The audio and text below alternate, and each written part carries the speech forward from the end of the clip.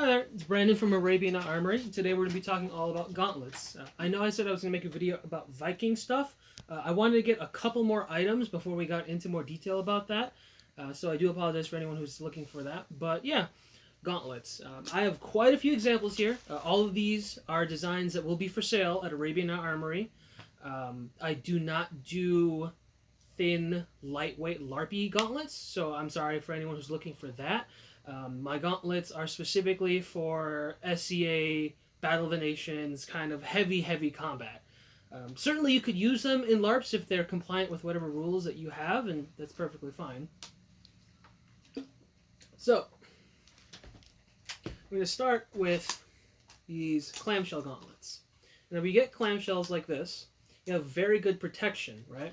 You're spreading the impact along an organic structure because it's rounded, kind of like a ball. But it's also better because it's spreading the impact across fingers. So rather than getting one finger isolated when you get hit, it's going to spread that across this entire plate or this entire plate, right? This is a bit Gothic in its design, Gothic being connotated specifically in the aggressive points that you get here. Certainly you could also get more ridging on it, or you can get stamping and fluting, stuff like that. That's very popular with Gothic, but these are a more toned down plain design. When you get gauntlets like this, you know for sure that your hand is going to be safe, but a disadvantage is your dexterity. There are certain ways of holding a sword that you can't quite achieve with this shape. One example is sabers you want to hold like this rather than like a hammer. So when you hold it in this kind of shape, finger gauntlets are much better for that, or just not wearing gauntlets, depending on if you can get away with that because of the guard on a saber by nature. I do very strongly recommend this design for anybody who wants to guarantee that their thumb doesn't break, because that is super durable. Century, this kind of design, 14th and 15th century, kind of starts to go away in the 16th century. By the 16th century, you start seeing more of a Maximilian design. So Maximilian would be a bit closer to this. If you actually look up Maximilian Armor on Wikipedia, the example that they give in the first picture has something almost identical to this. The difference is I don't have decorative rivets all over this cuff. When you get to Maximilian Armor, it's the combination of the Gothic style from the Germans and the Milanese style from Milan, Italy. So you have some organic shaping, but you also have some more ridges, and that's what you also get here. Now, what you'll notice that this is different from the Hourglass I was showing you before is that the cuff is a lot less flared out. Another thing is that this has more metacarpal articulation using multiple plates. Now, when you get advanced plate armor like this, even though I have all this articulation, you actually can't get a blade in there, and I'll demonstrate that using this pair of scissors, right? Like, it's just not going to fit ever. So that's definitely good movement, good articulation, right? It's not cutting off anything. Downside is, again, you don't have that individual finger dexterity. But if you're going to get fingered gauntlets, we also have options like that. So this one, these are my personal favorites, tied with actually the Gothic ones. So this is also an Hourglass. Again, that's 14th century. I think a little bit of 13th century is all. By 16th century, these kind of go out of favor almost completely. Hourglasses are very nice. I have a small slot in the middle on the inside. There are examples without the slot. There are some with. I kind of like that in there, specifically because when I get my van braces on for my arm harness, for my armor, that does prevent a little bit of clicking, and it just gives me exactly the amount of movement that I'm looking for. People sometimes get worried about Hourglass gauntlets on if you get hit right on the cuff, will that hyperextend your wrist and will it tear your wrist out? And the answer is no, because I can get hit really hard here. Now that's going to hurt my forearm, certainly, but is it dislocating my wrist? Well, I'm not bending my wrist more than my wrist naturally can bend in the first place, so that's not an issue. What you'll notice with a lot of Hourglass gauntlets from the Cherbourg style inspirations is that I'm just going to outright say it, most of them are hot garbage. Most of them are terrible. One, they're not historically accurate, right? And you can let some artistic interpretation in there. This kind of definitely has artistic interpretation, but you want to maintain the function that a person in the medieval period wanted in their armor. So what you'll notice with this pair that I have here, is there's no gapping that happens when I close my knuckles. This is always protected. This is extremely good protection. Another thing you'll notice is that when you have your thumb extended, that it kind of sinks in on the inside with your skin, and that is mirrored on the gauntlet to get a very precise fit. You also have individual indentation for your metacarpals, where your bones are for the hand. That is aesthetically wonderful. And then the spikes here, they're not super sharp. You can rub them with your fingers. You're not going to cut anything. Also really, really nice. And yes, gauntlets were in fact fancy like this in a lot of examples. Not all of them, but the reason why you would see gauntlets that were the fancy like this, or armor that was fancy like this in general, is if someone is a knight, or at the very least a high-ranking military member, they don't want to die. And so if you can express to the opposing army that you are a rich person, they are more likely to kidnap you and ransom you after the battle, as opposed to just outright killing you. Also, the decoration actually does add a little bit additional protection. So one last bit is the foreknuckle. I'm pretty sure that's what that part of your finger is called. Very important that you get this perfect whenever you're making gauntlets. This I have deflecting really nicely. It's kind of like a square pyramid shape. Examples you see for a bit cheaper, this is not a pyramid shape, it's practically flat. And if it's flat, it's just not deflecting energy correctly, and it will break your bones if you get hit there hard enough, versus this, which spreads it across significantly better, or can even deflect it away from your hand. Another advantage that I have in my design over the cheap ones is I have very good finger movement and very good finger fitting.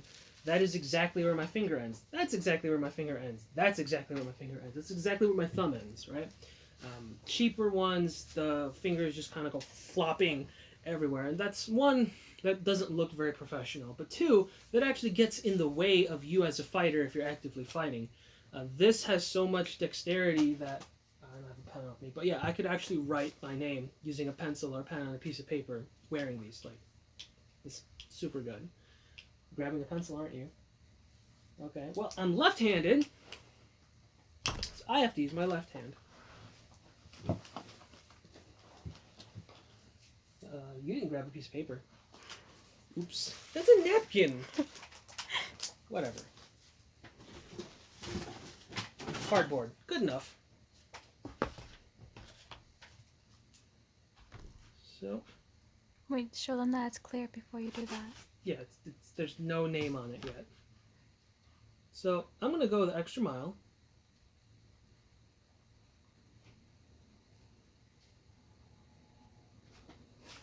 I wrote it in cursive.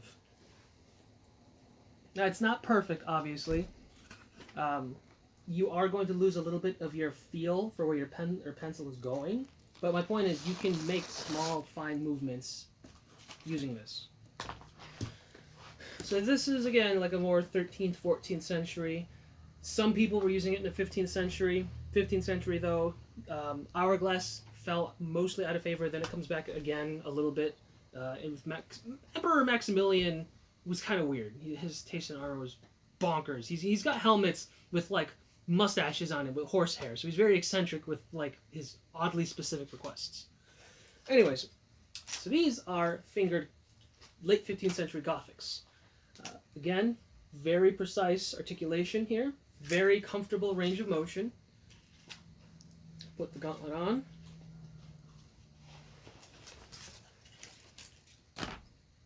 Why'd you throw a cardboard at me? So you can write your name again. Again? Yeah.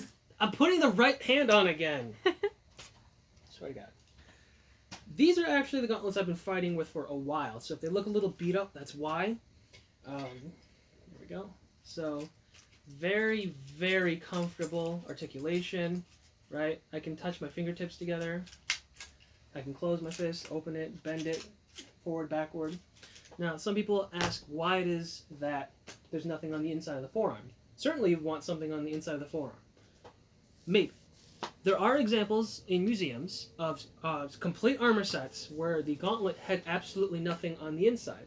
Now, there's a couple different ways that goes. One is that this gauntlet was independent of a vambrace that would be on the inside. So the vambrace is articulated with knee cops and the rear brace. The other examples that don't have this are it just went over some chain. So you'd still have a solid elbow. It's just there's nothing here. There might have even been examples where there was nothing on the inside of the forearm at all, other than the gambeson you're wearing in the leather glove. I can't say specifically if that instance is something that would happen or not historically. But yes, just there is historical precedent to have it not have an inner plate. Now, is that a problem? And that depends on your specific armor configuration. If you have a vambrace and you want to know if this will work with your vambrace, it depends on your circumference for how big your forearm is.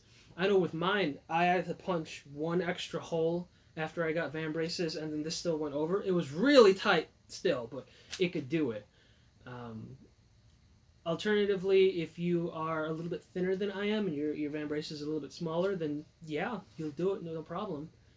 Yes, you have very tiny baby wrists. Thank you. You wanted me to write my name with the Gothic ones, right? Correct. Okay. So, I'm going to put my Gothic gauntlet on. Anyways, when I was talking about aggressive ridges and flutes and points, this is exactly what I meant by that. It's very intimidating, but it actually does have a protective value. So when you incorporate ridges when you incorporate ridges in your armor design, what that does is it allows your armor to resist crumpling or warping or denting perpendicular to where those creases are. It doesn't want to budge this way, right? And it also doesn't want to budge this way. It's got like a spider design to it, so it's really, really good for protection. So this side up here doesn't have the spider design, but again, it doesn't want to bend perpendicular. And if you had a sword come in parallel to the ridges, well, it would just slide and deflect away from your hand, and you'd be perfectly fine. So yeah. It also has pretty good offensive value considering how easily it's skin. If I punch someone with this, I'm cheese gratering their face. They got chunks missing. Anyways, there's no writing on... I'm going to scratch this one out. So that's scratched out, and I'm going to write my name again. I could probably write it a little bit better in these ones because I have more experience wearing them. That, and you've already broken them in. Yeah, that's another thing. If you get gauntlets, they're not going to be the perfect fit when you first get them. It's made of leather and metal. The leather has to stretch and conform to your hand a little bit more before it gets better. You should write the alphabet in cursive. No. Why not? I am actually writing better with these gauntlets on. It's funny. That's good. I mean, for context, my handwriting sucks in general. But yeah, I wrote my name with gauntlets on. So that's the gauntlets I have currently. I will get a couple more designs going in the future. Nice going. If I definitely under $300 is what I'm going to be going for a lot of these. My Gothic ones are probably going to be more like a $275. The rest of them, this one I can probably do $175 if you like the slightly Gothic kind of clamshell design. If you like the Hourglass fingered design that's kind of based on the Cherbergs with extreme decorative but also protective features, these are probably going to be $200, and then the more Maximilian kind is $150. Yeah, I can probably do $150, maybe $175, but I'd rather not go any higher than that. Are you going to show them how it looks on smaller hands so that way you don't just have to be your size? Do you want to come over here? Sure. I'm not going to be fully on the camera though. Why, you don't want to be in the shot? No. Okay, which gauntlet do you want to try on? These ones. These ones. Okay. It's going to be like the Thanos Infinity Gauntlet on your baby hand. So this is how small my hands are. Mm-hmm. And then... Can you even bend the fingers? I don't think I can get my hands in. You can't. That's about how far my finger goes in there. Wait. Okay, put it on. Put it off. Take it off. Okay. Yeah. Just, oh my god. They're meant for big hands. Yes. These are all fitted for my hands, specifically. I have somewhere between large and extra large size for American hands. So I'm a little bit above average in size for hands. If you're more of a medium, you can wear, because you're small specifically, right? Extra small. Extra small. Okay. So people who are more in that medium to lower end of large, if you wear literally just like the cloth kind of winter gloves you get from Dollar Tree, like that, I mean, it's going to be winter. It's October already. So yeah, if you get the cheap cloth winter gloves from Dollar Tree, just wear that under these. Perfectly fine. 2 layers is the most I would wear under the gauntlets. If you get more than 2, then it's going to start interfering with the inside of the joints for your fingers. And it's going to kind of rub weird. But yeah, definitely very protective, very strong. Like I said, these are all battle grade. These are intended specifically for heavy combat, so they're going to be a bit heavy. If you're more used to like very thin, light, LARPy armor, this is going to be very jarring for you. But definitely it's going to be protective. Never be able to take away how protective it is. And then for anybody who's looking to order some gauntlets, please understand a couple things. One, so I can show you pictures or video, even if you want video, of the gauntlets before I ship them to you. I have no control over United States shipping or international shipping. So what I mean by that is, if the gauntlets are in a warehouse in the middle of being shipped from where I live to wherever you live, and that warehouse is not climate controlled, I can't do anything about the warehouse that they're sitting in for in shipping has moisture, and then oh no, it gets rusty, right?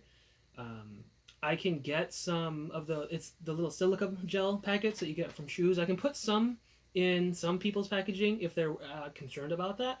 But again, I can't make a guarantee on that because I'm not in charge of U.S. Postal Service, or I'm not in charge of FedEx. I can't do anything about that. What you also need to be aware of is I can't make things perfect for you. I'm sorry. So please don't order gauntlets and then get something like this and then be like, well, hold on. And then you get your little monocle on, like, and then it's like, oh, there's a scratch here. I don't want to pay for these anymore. Like, don't do that to me. Please don't do that to me. What I'm going to guarantee is that, and I will again send video recording of the item before I send it to you if you want. There's no structural flaws. There are no cracks. There are no like holes where they're not supposed to be. That the leather isn't torn up. That it's not rotting anywhere. That the stitching is very precise. That's what we're going for. And it's even easier for these kind of gauntlets and my Gothic ones because this is made so historically accurate. These plates are riveted to thick leather pieces that are then stitched to a glove, right? The reason why that's done historically is to help you with repairing it. If it was riveted straight to the glove and the glove gets eaten up from wearing on the inside whenever you grab them and stuff, right?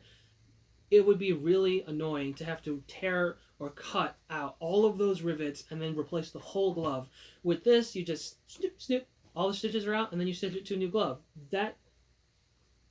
What? I can't read this.